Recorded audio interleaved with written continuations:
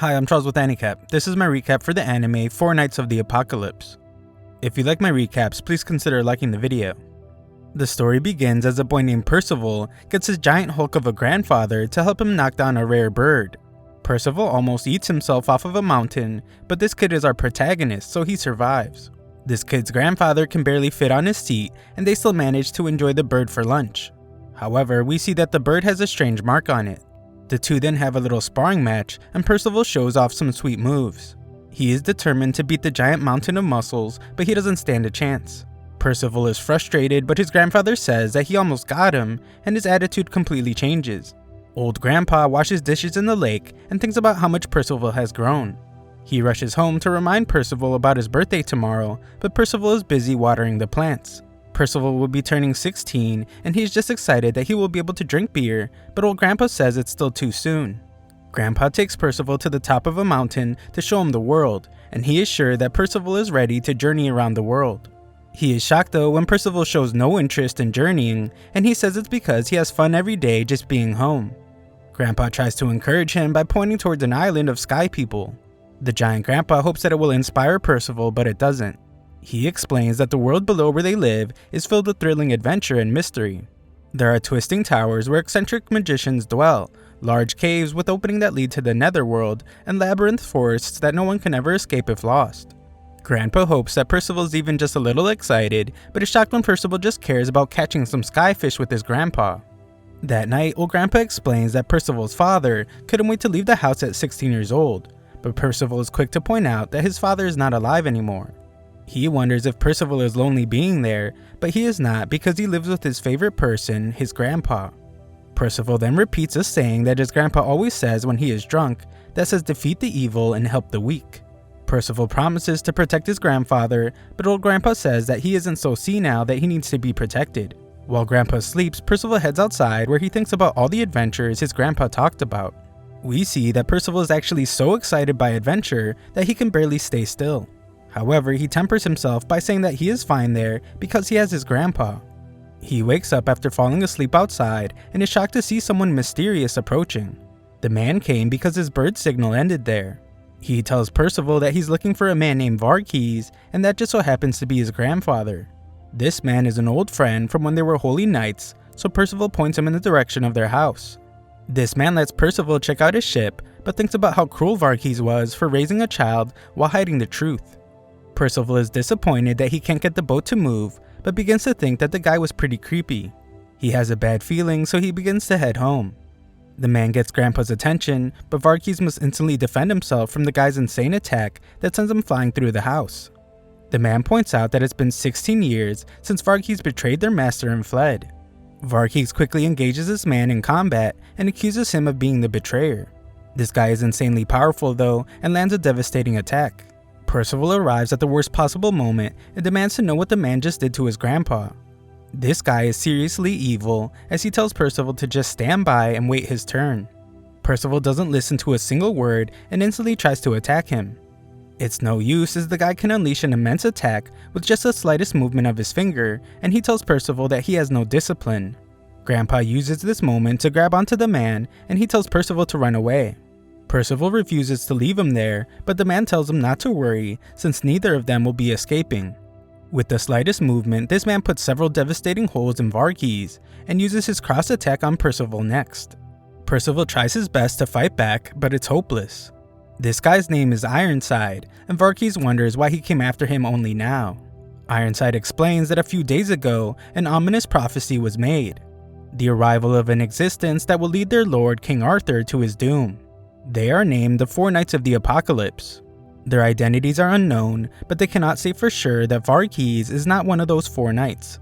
The man leaves and Varkis apologizes to Percival.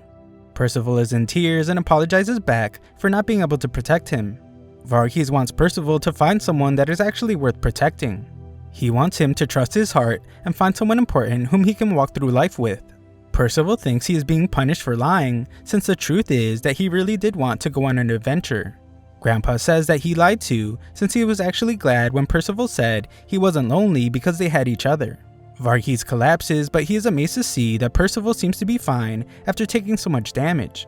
Varghese then shockingly reveals that the man that just attacked them is Percival's father. Percival was always told that his father passed away when he was young. He thinks that Grandpa is lying now, since he can't believe that his father would do something so horrible to them. Grandpa doesn't have time to explain and tells Percival that he will have to find his father again if he wants answers. He tells Percival to begin his journey, but Percival doesn't want his grandpa to pass away. Grandpa tells him that they will be together forever from now on, and he wishes luck to his precious grandson. Varghese passes away, and Percival screams in agony. Percival buries his grandfather and begins learning to live on his own. Sadly, Percival would eventually find a gift his grandfather left him that would help him on his journey, and he holds the clothes close to him. Percival gets suited up and says goodbye to his grandpa. Percival's journey starts off a bit slow, but he is soon on the move. Sometime later, Percival has spent an entire day climbing down the mountain where they lived, but still can't even see below the clouds. He would climb for several more hours and celebrates when he has almost reached Britannia, but instantly falls. Luckily, he is saved by a rock bird, so he promises to never eat one again. The thing just kicks him off though, so Percival promises to eat it again one day. Percival makes a crash landing and sees an animal he has never seen before. Percival explains to the little creature that he climbed down from the mountain called God's Finger, and it took him 2 days. Percival's grandpa told him about things called villages and towns with lots of people, so he asked the little creature if he could take him there. The thing doesn't seem to understand, but Percival follows it anyway since he is lonely. Just then, Percival spots a group practicing some kind of performance. The leader named Cat starts off the show, followed by Miss Elva and her little monkey. Their featured act is a guy named Donnie, but he isn't interested in performing without a crowd. Just then, they are shocked as Percival is clapping vigorously. He is amazed by their performance and begs them to do it again. Donnie tries to bully Percival into paying for the act, but Percival has never even heard of the concept of paying for things. Donnie gets him to give all his stuff as payment instead and begins his performance by making Percival float. Of course, Percival is amazed, but Donnie's actually kind of a jerk as he forces his 2 friends to run off with him. Donnie says he is just teaching the kid how the world works, but Elva doesn't want to leave the poor kid since he seems to be all alone. Donnie thinks they have gotten too far to turn back now, but everyone is shocked when Percival instantly catches up to them. Percival isn't upset at all, and he simply wonders if they know where he can find Ironside. They wonder if Ironside is a friend of his, but Percival is quick to point out that Ironside is his father that ended his grandfather's life. Percival isn't even sure if what he seeks is revenge, but he definitely has a lot of questions for Ironside. Percival gets excited to hear about a village, and they even offer to take him there. Donnie doesn't want to just take him for free, so they decide to see if Percival can give a performance. Percival tries out using a bow and arrow, but somehow manages to hit Donnie when he was behind him. Katz decides to take him for free since they travel from village to village putting on shows anyway. Percival was amazed by their magic, but Donnie explains that they were pretty much just tricks, and he hates having to rely on subpar powers to make money. Katz explains that their team is made up of dropouts whose dream of joining the Holy Knights were crushed. Percival remembers that Ironside mentioned that he and Varghese were Holy Knights before, and the others are amazed. They wonder what country Percival is from, but he doesn't even have a clue what a country is. Just then, some strangers frantically tell them to get help as their village is being attacked by a wolf. Donnie thinks that they can drive the wolf away themselves, but instantly changes his mind when they arrive to find the terrifying giant wolf. Donnie says that there is nothing they can do for the village, but everyone is shocked when Percival springs into action. Percival remembers his grandpa's words to always defeat the evil and help the weak, so that's exactly what he does. He tells the wolf to prepare to become his dinner, but all of Percival's arrows completely miss the mark and come right back to him instead. The wolf is about to take him out, but Donnie surprisingly comes back to save him. Donnie is in great pain, but he blames Percival for getting him all fired up to be a hero. He warns Percival to run away as the wolf is going in to finish him, but everyone is stunned when Percival stops it. Percival instantly knocks the giant monster out with one attack, leaving everyone in awe. We see that the wolf had a mark like the bird did from earlier, and the little pink fox looking thing saw everything. We also see that some knight was amazed by the display and decides that he will be next to act. Afterwards, Elva helps Percival get cleaned up and is horrified by his scars that haven't even had enough time to heal yet.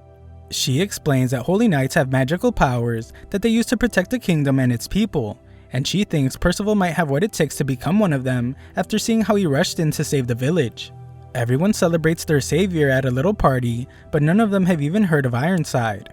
Percival gets frustrated but is stunned when a floating man reveals that he knows the name. This night came after the elimination of his wolf familiar and after hearing reports that Varghese and his grandson were defeated. This knight is surprised to see that Percival is still alive and determines that his father really did care about him after all. The knight rudely asks about his grandfather, so Katz demands that he apologize. This guy is a holy knight, so he easily knocks Katz away. He is the Black Knight called Pelegard, and he is a comrade of Ironside and Varghese. Pelegard admires how Percival doesn't fear him, but Percival has no interest in chit-chatting and gives the guy 5 seconds to tell him where Ironside is. The 5 seconds go by with no resolution, so Percival charges at him. Pelegard is stunned to see that Percival is challenging him barehanded and amazed when he manages to push him back in all his heavy armor. The guy agrees to tell Percival whatever he wants if he wins, but if he loses then he will take Percival away. He can see Percival's potential, so he would like to train him himself. Percival is more defiant than ever as he has no plans of going with him and vows to win the fight. Unfortunately, this guy is way stronger than Percival and easily stops him. Pelegard tells Percival that if he isn't going to fight with a weapon, then he better start using his magic, but Percival reveals that he doesn't have any magic. Pelegard wonders if he overestimated the boy and decides to end the fight quickly by punching him in the gut. The beating is relentless as Percival refuses to give up. Donnie tries to jump in to help his new friend, but Elva stops him since it will only make things worse. Some young kid in the crowd idolizes the savior of their town and is certain that his new hero won't lose. Percival is inspired by the boy and somehow manages to push the knight back. Percival doesn't even understand how he did it, and everyone is shocked when magic begins flowing from his hands. Percival has no clue what is going on and even begins to freak out because it feels so weird. He desperately tries to get it off and accidentally sends the knight flying back. Donnie explains that it must be Percival's magic and urges him to use it to beat Pelegard. Percival is an honest kid though, so he asks for permission to use his magic in the fight since he told Pelegard that he didn't have any magic earlier. He allows it, so they both decide to not hold back. Percival must quickly dodge Pelegard's fireball, and Donnie is shocked as his magic is far greater than even their leaders. Percival won't survive if it hits him, so he desperately dodges. Pelegard urges him to start attacking, so Percival starts by knocking the fireball away. Unfortunately, it still hits him, and Pelegard explains that his flames burn its target to nothing. Unless he cancels the spell, they will never go out. He demands that Percival surrender, but Percival can't stand losing. Pelegard is stunned when Percival uses his magic to protect his body, but tells him that it's too late since he has taken too much damage. Just then, little minions start appearing everywhere, and Pelegard wonders if Percival is creating them unconsciously. The little guys manage to interrupt Pelegard's spell, and Percival shockingly begins healing. Pelegard realizes that Percival is using the rarest type of magic that doesn't fit in any category. It's not destruction type, incantation type, degeneration type, or even healing type. He isn't sure, but he thinks it might be the one that is said to belong to one of 10,000 people. It's called the hero type magic. Pelegard fears that the others will come after Percival if they find out, so he can't allow it. Percival wants to continue the fight as everyone begins to believe that he can win, and Pelegard explains that he wants to train him more than ever. Pelegard flatters Percival by showering him with praise, but explains that Percival really doesn't have a chance of winning. Donnie realizes this as well, so he levitates Pelegard so Percival can get away. Pelegard has had enough of the games though, and blows up the entire area. He prepares to finish Percival off, but the little red fox from earlier steps between them. Pelegard tries to shoo it away, but is stunned when it teleports his prey to safety. Donnie points out that they have been teleported to the top of an insanely large dragon's spine 30 miles away from their village, so Percival wants to rush back. The fox shockingly speaks and tells them that the village will be safe since the knight just wanted them. He explains that Pelegard serves an evil king and is part of the group who targets the 4 knights of the apocalypse. The 4 knights don't actually exist yet, but they will appear in the not so distant future. The fox has orders from a group that opposes them and explains that he actually just found one of the 4 knights. The 4 knights are famine, pestilence, war, and death. The 4 holy knights who will destroy the world with 4 calamities. The fox then stuns both of them when he reveals that Percival is one of these 4 knights of the apocalypse. Elsewhere, Pelegard joins a meeting of holy knights where they are told that they have identified the 4 knights of the apocalypse as young boys. One is a boy with golden magical power. One is a boy with holiness and evil in his eyes. One is a big mysterious boy with no fixed appearance. And the other one is a boy with green feather-like hair. Ironside is in disbelief when he hears this, and their leader explains that they have to find the 4 knights for their king. No matter what, they need to get to them first and dispose of them quickly. Pelegard reveals to Ironside that Percival is still alive, so Ironside questions if he ended his life. Pelagard thinks that would be a waste and would rather make Percival their ally and train him well. Ironside attacks him, but Pelagard refuses to fight. Ironside points out that Pelagard doesn't understand what is happening. Percival is not just a threat to their king, he is going to end up destroying the entire world. The pink fox tells Percival the exact same thing, but Percival simply says he just won't destroy the world. He explains that after he beats up his father, he will just go on an adventure to explore the mysterious place that his grandfather told him about. He won't become a holy knight, and he won't destroy the world. The fox reveals that Percival's father and his comrades are all in a place called Camelot. It's a kingdom that got destroyed in the Holy War against the Demon Clan 16 years ago. All it took was one hit from the Demon King, and everything was destroyed without a trace. Donnie explains that Camelot doesn't exist anymore, so Percival tells the little fox to beat it since he won't be going with him. The fox assures him that it really does exist, but explains that the journey there is very difficult. Percival instantly changes his mind because it sounds like an adventure, and the fox introduces himself as Sin. The three of them begin the journey, but they soon get hungry, so Percival decides that they should have a contest to see who can find the best prey. Donnie takes Percival's bow and arrow, but that's okay because Percival finds an interesting place for himself to hunt. Donnie is pretty bad at aiming the bow and finds that he struck a giant nun with the arrow. Donnie apologizes, but the nun says it's okay since she only screamed because she was startled. Just then, some fairy-looking guys urgently tell the giant that a human with a strange helmet entered the Echo Gorge. Donnie realizes that they are talking about Percival, and the fairies explain that the gorge was once a beautiful place. However, it is now a living nightmare. We then see exactly what they were talking about as Percival is faced with several monsters, but he makes quick work of them. He is actually really happy since all the prey are just coming to him, so he is sure to win the competition. Just then, he hears something calling for help. In a nearby house, we see that some little clown monster is tied up and being interrogated. Some kid decides that the little creature will be his guinea pig for some experiments, and the little guy cries for help. Percival comes to the rescue, but just ends up getting a face full of wood. The little monster impatiently tells Percival to free him, and it instantly flies away. Percival is amazed by the fairy-like monster that he has never seen before, but he loses consciousness. Donnie and his new friends are on their way to find Percival, and the giant explains that some guy used a weird medicine to make all the living creatures in the gorge violent. This guy is really upset with Percival and plans to have him take the monster's place as his guinea pig. This kid is known as the mad herbalist named Nasons. Percival's friends reach the entrance to the gorge, but the fairies fear that they may be too late. They once witnessed the evil herbalist in action, so Donnie says they need to hurry. Percival wakes up, which is very odd to Nasons since he should have been out cold for at least 10 hours. Percival demands that he get his clothes back since his father gave them to him, so the boy shows him where they are. Everything but his helmet and cloak were practically destroyed already. However, the helmet and cloak are magic items with strong magical powers. Nasons wastes no time and injects Percival with this mixture. It should take an hour to start working, but Nasons is fascinated when it works instantly. Percival is sure that this guy is evil as he was going to hurt that fairy, but Nasons explains that that fairy broke into his house and attacked him first. Percival is convinced that Nasons had blood coming out of his mouth because he bit the fairy, but that isn't the case. Nasons gets excited because Percival is the perfect guinea pig, so Nasons starts bleeding from the mouth again. Biting his lip when he gets excited is just something Nasons has done since childhood. Percival thinks that he should kick the habit, and Nasons says that his sister says the exact same thing. Back with Donnie's group, they are being chased by violent monsters. Donnie calls Nasons evil for causing this issue, but the giant gets upset and says that Nasons isn't like that. Nasons plans to let Percival go after he tries one last medicine, but if he makes the wrong mixture, then Percival will lose his life. Nasons is shaking and explains that he has a mission he needs to fulfill. Percival has a mission as well, so he breaks free, but Nasons isn't prepared to let him go. Nasons promises not to take his life, but the two begin fighting. Percival offers to help him if he needs it, but Nasons just wants test subjects for his medicine. The only reason he doesn't test on himself is because if he ends himself, then he won't be able to save the gorge. Percival's helmet flies off when his hair expands, which allows him to get the medicine, and he refuses to give it back. He then shocks the evil scientist when he chugs it on his own. Percival writhes in pain, so Nasons tries to get him to spit it back up. Percival always keeps us guessing though, as he says that he can feel the power surging through his body, and he now has endless amounts of energy. He rushes outside to say something silly, and his friends determine that he must be okay.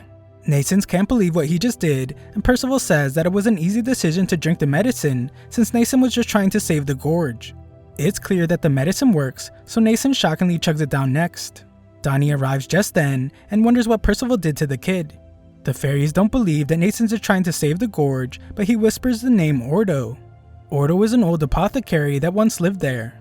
He was kind to everyone in the gorge and took care of them when they got injured. They found the young giant whose name is Dolores and the young human Nasons. Ordo taught Nasons everything he knows, but one day he just went missing. Since that day, Nason started doing weird experiments. Nearby, the little orange monster plans to destroy the entire forest, and he shockingly asks Ordo if he agrees. Nasons wakes up and urgently wants to go spread his medicine throughout the gorge. Some fairies appear to attack him, and they blame Nasons for Ordo leaving. They accuse him of trying to destroy the gorge and tell him to leave. Percival stands up for him and tells the little jerks that Nasons is actually trying to save the gorge. Just then, the forest begins to decay and the animals begin to pass away. Nasons realizes that he is out of time, so he must use the medicine. Percival points out that there is none left, but Nason shockingly creates some from his body. Nason reveals that after he ingests a poison, he teaches it to his body, and then he can freely create and mix his own. His magic is called Mix Venom, and he tells everyone to cover their mouths. Nasons creates a mist from his medicine that gets carried by the wind, and the gorge amazingly begins to revive. Nasons refers to Ordo as his grandfather and recalls the lessons he was taught. Afterwards, Percival gets a fresh cut and Dolores makes him some clothes. The fairies apologize to Nasons, but he completely understands since the monsters going crazy was a side effect of his medicine. No one knows why the gorge was decaying in the first place, but once Ordo disappeared, something started eating into the life force of everything. Nasons tells the fairies that Percival is the one that should be thanked, so they praise him, and the kid soaks it all in. Just then, a hideous monster appears, and Nasons can tell that it's Ordo. It's clearly a hideous creature, but Percival is just jealous that Nasons' grandpa is 3 times bigger than his was. Nasons wants to know what happened, but Dolores stops him from getting too close. Ordo releases a fog that causes the forest to begin rotting, so Nasons begs him to stop. Nasons tries to remind Ordo that he loved the gorge, but he's a monster now, and he wants to destroy it. Ordo plans to crush Nasons, and Percival can't stop it, but Dolores arrives just in time. She tries to remind Ordo that they are family, but the monster hits her with its poison, causing major damage. Just then, the fairy from earlier arrives, and they all realizes that it was the one that transformed Ordo. It did it because he says Ordo is a sinner, and he must atone for his sins by destroying the gorge. Ordo prepares to consume Nasons, but Percival manages to stop it. Nasons is beginning to lose hope, but Percival grabs a hold of him and tells him that they will get his grandpa back together. The evil fairy commands Ordo to run wild, but instantly gets an arrow through its head, and it melts away. No one knows where the arrow came from, but Ordo collapses and a holy knight appears before them. It is the Amber Knight, and his name is Talisker. Talisker tells them that if they can land a single blow on him, then he will tell them the sin that Ordo committed. If they somehow manage to beat him though, then he will turn Ordo back. Sin warns Nason not to fall for Talisker's taunting, but it's too late. Nasons uses his ability to apply poison to his daggers, and Percival decides to fight too. Percival confidently tries to activate his magic, but only manages to let out a little bit of gas instead. Nason tries to attack on his own, but their opponent is a holy knight, and uses an insane attack that creates a hailstorm.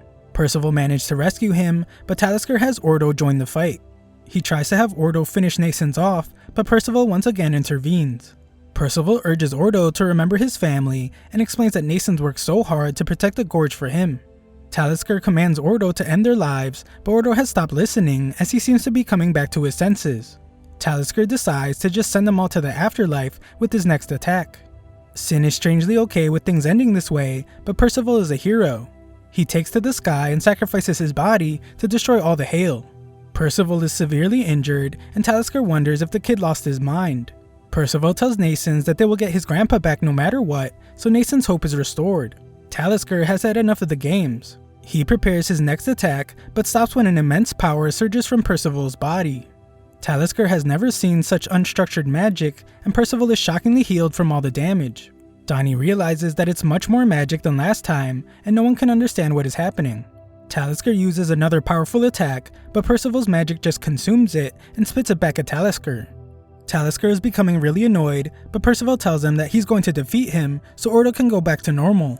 Talisker attacks with his weapon, but it's no use, and now it's Percival's turn. Talisker isn't afraid since Percival is unarmed, but Percival forms a hand with his magic and gives Talisker a good smack. Landing a hit means Talisker must explain why he transformed Ordo. Ordo was helping everyone in the forest, but Talisker explains that rescuing races that aren't human is a sin. Taliscar's Lord Arthur wants humanity to live in peace with no other race to threaten it. Taliscar warned Ordo to stop, but he didn't, so Taliscar punished him. He turned him into a monster driven by an impulse to destroy and a duty to menace the world. Taliscar wanted him to destroy the gorge, so Ordo used his poison to drive all the animals out. That's enough explaining for Taliscar, so he uses his magic that controls the weather. His lightning strike hits Percival, but this just gets him mad. Percival charges at him with his now lightning charged magic and points out that he lost his own grandfather without any reason as well. Taliscar is shocked that Percival took his lightning magic and just now realizes that this kid is the green-haired knight of the apocalypse. Taliscar dodges the attack and realizes his good fortune. If he can eliminate Percival, then the doomsday prophecy for King Arthur will be gone for good. Sin reveals to Percival that his magic forms whatever is on his mind, so he should picture a weapon that will knock out Taliscar in one shot. Taliscar uses his most powerful attack, but it resembles a bird that Percival is very familiar with. Percival forms a knife like the one he used to cut up the bird, and he uses it to cut up the attack. Taliscar is absolutely stunned and can't believe how powerful one of the 4 Knights of the Apocalypse is. Percival turns his magic into a projectile and the fight is finally over. No one can believe what they just saw, and they realize that Percival blew away the Holy Knight along with the mountain. The fight is over, but Percival doesn't even know how to put his magic away. Donnie thinks that they are being attacked by a giant zombie, but it's just Dolores. They can't understand how she is still alive, but Sin explains that giants have an ability that turns their bodies into metal for self-defense. She must have used it right before being attacked, with a reaction time that makes it clear that she has extensive battle training. Things aren't great though, as Nascens has a memory of when Ordo promised to save every race. Nascens breaks down as he points out that he tried so hard to protect the gorge because Ordo loved it so much. Percival apologizes because he couldn't keep his promise to transform Ordo back to normal, but Sin finds something that Taliscar dropped. Sin destroys it and Ordo magically turns back to normal. Nascens sobs uncontrollably and the two are finally reunited. Afterwards, Donnie makes fun of Nascens for crying like a little girl. He quickly realizes that he is being rude though, when Percival says that it's a natural reaction since Nascens got to see his grandpa again. Sin explains that the thing he broke was a chaos staff. These staffs are infused with chaotic force, and the King of Camelot hands them out to his knights. Just then, Percival proclaims that he has made a decision. He initially thought that all he wanted was to beat up his father, but everything just changed. Percival now wants to defeat the King of Camelot too. He never wants anyone to go through what he went through, and Sin likes to see this resolve. Percival remembers that they were having a competition, but neither of them have brought their prey. The little fox reveals that he managed to capture some evil-looking rabbit and reminds the both of them that the winner gets to give one order to the losers. Sin seems to have bad intentions, but Percival assumes he wants them to pick fleas off of him. Just then, Nascens appears and shockingly would like to go with them. Nascens owes Percival for saving them, and Ordo told Nascens to go out and learn the world. Sin thinks that his magic and knowledge of poisons could be useful to them. Donnie doesn't think it's a good idea, but Sin reminds him that he has to obey his one order. Dolores is pretty sad that Nascens is leaving, but Ordo points out that Nascens finally has a person he can call a friend. Our group begins their journey and starts by heading to a town called Sistana to find transportation. Ahead of them in Sistana, we see that a party is taking place and Ironside is there. He is searching for something in the city, but Duke Calden tells him that nothing has come up. His daughter has some kind of ability that lets her know that her father is lying, but she is more concerned with Ironside. Ironside says that he wants to save the town, but the girl can tell that he does not even breathe a single word of truth. Her name is Anne, and Ironside would like for her to meet his son. She was spaced out, so Ironside just says to continue looking for the piece of the coffin of eternal darkness. Elsewhere, Percival tries to command his little minions, but they don't listen. Nascens, however, discovers that if he poisons one of the mini Percivals, it changes color. Percival then shows them Ouroboros, the carving knife his grandpa gave him. Seeing as how it can grow, it's clearly a magic sword, but Percival still thinks it's a knife. Percival explains that he doesn't know anything about his grandpa's life as a holy knight, which is just more of a reason to find Ironside in Camelot. Nascens has his doubts about the existence of Camelot, but Percival says that he trusts Sin, and he wouldn't lie. The guys want Sin to use the teleporting orb to take them to the kingdom of Lioness so they don't have to walk, but that was his last one. Nascens is familiar with the spell bead and explains that one of the legendary knights of the 7 deadly sins named Merlin created them. They are orbs with different magic effects. Nascens' mouth gushes with blood as he gets excited while explaining that Merlin wrote a book about poisons. They eventually reach Sistana, and Percival's little minions strangely rush off. They get Percival to dig something up, and Sin is shocked when he realizes what it is. Before he can say anything, Anne tells them to put it back in the ground. However, if they plan to give it to a certain knight, then she will have to eliminate them instead. Donnie tries to explain that it was discovered by accident, but she doesn't believe them. Anne attacks them and doesn't listen to a single word they say. She plans to take the item back by force, but Percival just hands it to her. Percival says that it really was an accident, and the girl uses her ability on them. She can see that they are all hiding something, but she is shocked when she sees that there is nothing false or hidden about Percival. Sin wants to know more about the knight she mentioned, but a maid comes to get her. Anne panics and hides the item inside Percival's cloak. She tells him not to show anyone, but shocks everyone when she tells him to make sure to never let a knight named Ironside see it. Afterwards, Sin explains that the thing is a magic item of legend that was crafted by a giant. It's his first time seeing one, and it's a piece of the coffin of eternal darkness. Percival hasn't listened to a single word and just wants to go find Ironside since the girl mentioned him being there. Sin calms him down though by pointing out that a fight there could harm villagers. There are still a lot of questions that need to be answered, and they need to make sure that the magic item is even real. Elsewhere, Anne tries to explain to her father that Ironside cannot be trusted. Her father knows about her ability, but he doesn't like her using it because it's dangerous. Calden explains that Ironside fought alongside her mother to protect people, so they should just trust and obey him. He also fears what Ironside would do if they disobeyed him, so his decision is to avoid putting the townspeople in danger. Anne proclaims that she will become a holy knight and protect the people herself. She tells her father to stop being Ironside's lapdog, but he just slaps her. Calden goes to meet with Ironside, and we see that our heroes are watching them. Percival can't contain his anger and must be held back from attacking. Ironside addresses the crowd and gets them all terrified by saying that something is threatening their town. He reveals an artifact, and our boys can tell that it's only missing their piece. Sin explains that if he completes the artifact, it will be over for them all. The item was created to steal away the demon clan, and the goddess clan sacrificed themselves to trigger it. There are no goddesses around now, so Ironside must be planning to sacrifice the townspeople to activate it. Percival is ready to beat him up now, but Sin calms him down again. They have the missing piece of artifact, so they need to leave the town with the fragment. Percival doesn't want to leave when he has worked so hard to find Ironside, but Sin points out that he is no match for him right now. Ironside tells the crowd that if he can complete the artifact, then he will hold a ritual that will protect Sistana from disaster. He says that the kingdom of Lioness is gathering dreadful demons to wipe Britannia off the map, so everyone gets really mad at the kingdom. However, Anne arrives and shocks everyone when she accuses Ironside of lying. Ironside says that she is just young and speaking nonsense, but Anne reveals her ability to everyone. Ironside plans to discipline her for lying, and Sin wants to get away while they are arguing. The others agree but are stunned when Percival jumps in to tell Ironside to stop. Ironside can tell that Percival wants to avenge Varkeys, but then wonders if the boy might be trying to take the coffin. Percival uses his minions to distract Ironside and runs off with Anne. Ironside does major damage while trying to stop them, and explains that he doesn't care if he would have hurt Anne, since he would just consider her a worthy sacrifice. Donnie wonders if they should go back to help Percival, but Sin explains that they need to secure the magic item first. Unfortunately, they find that Anne's maid has the item. She is actually Ironside's familiar and flies away. Percival arrives and it becomes clear that Ironside must have been watching Anne all along. Ironside no longer needs Calden as he completes the artifact. Sin explains that the artifact needs a blood sacrifice. They have to destroy the coffin or take one of the pieces to stop it. Ironside is preparing to do the ritual right now, so they all decide to work together to stop him. Sin says that he will go prepare for anything that might happen, but Anne can sense that he is hiding something.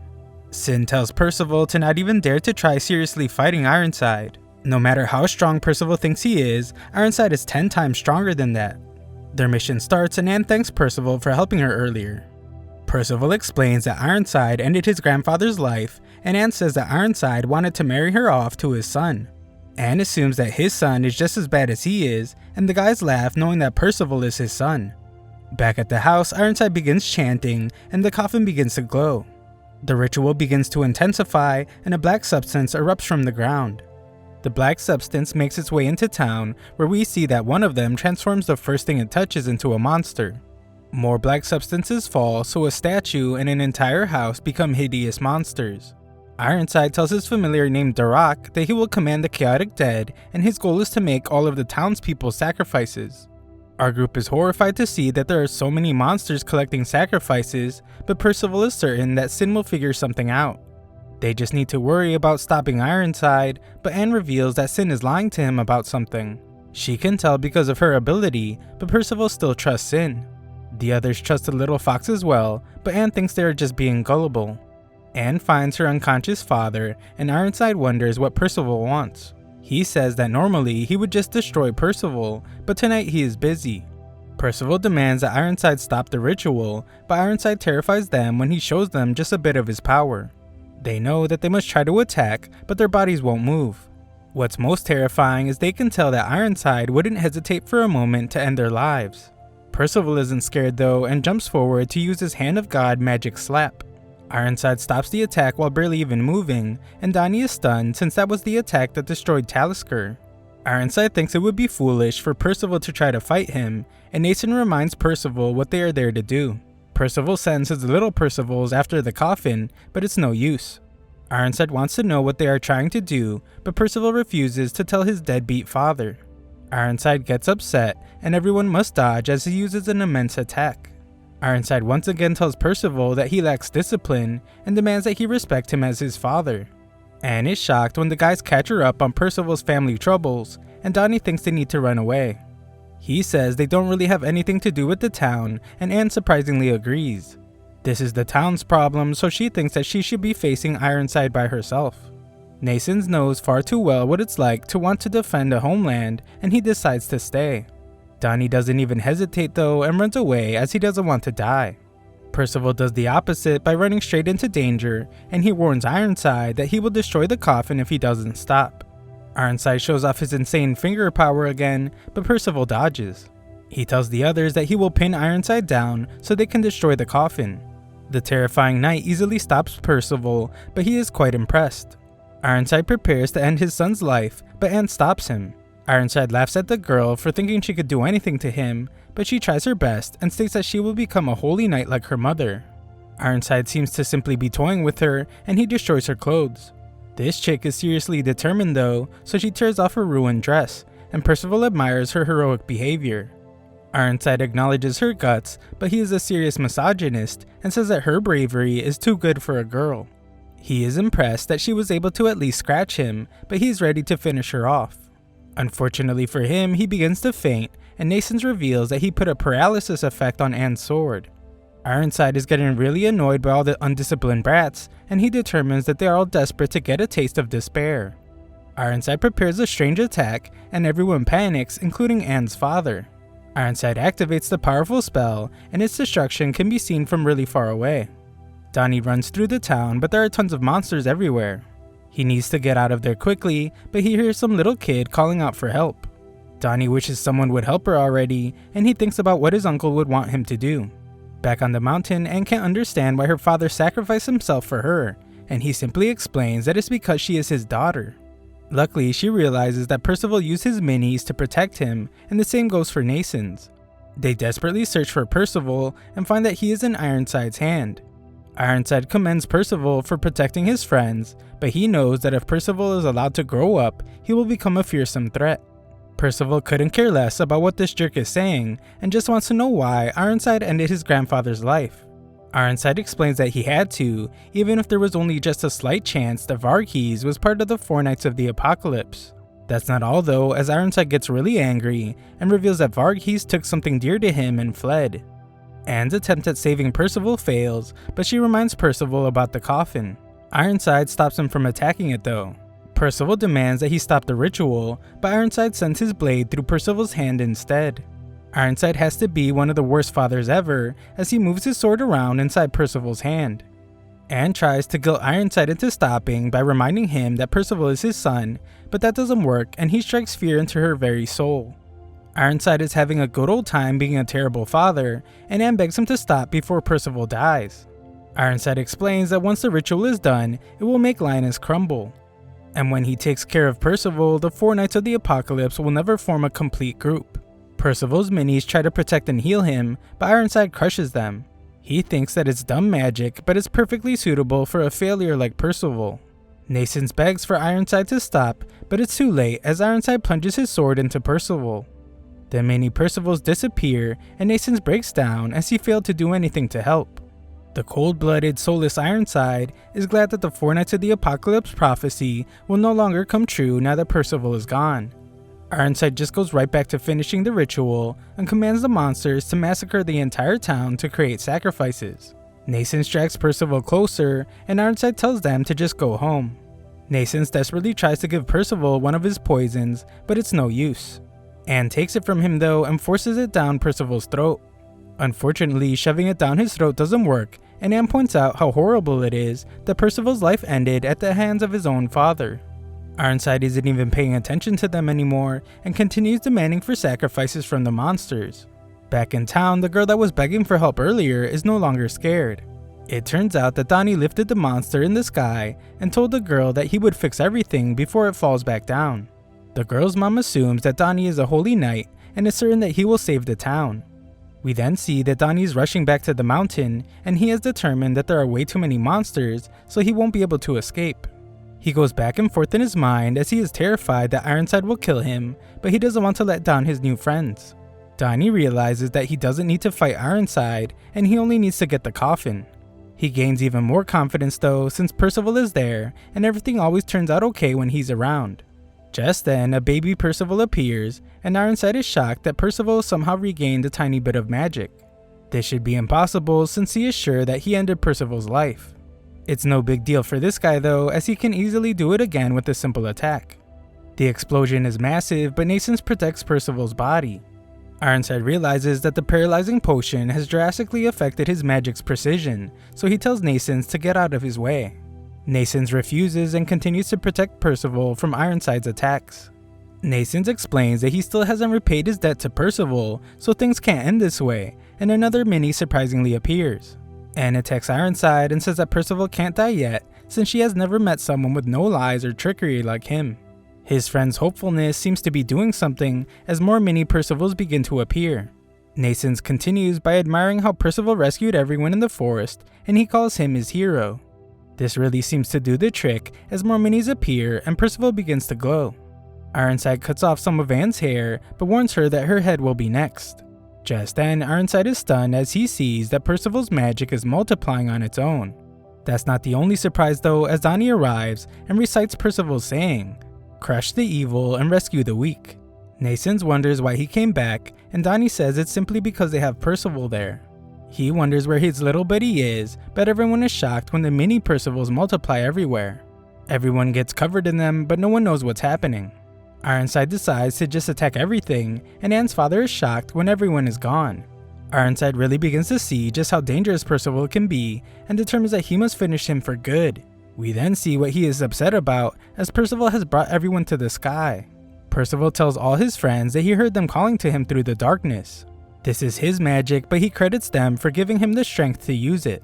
They all believed in him and those feelings gave him power. Percival remembers how his grandpa wanted him to find someone whose heart he could trust, and he tells him that he found them. Ironside is in complete disbelief and wonders what kind of power this is. Percival has another memory of his grandpa and calls his magic the same thing his grandpa once called him, hope. Thanks for watching my recap. Subscribe and ring the notification bell for future parts.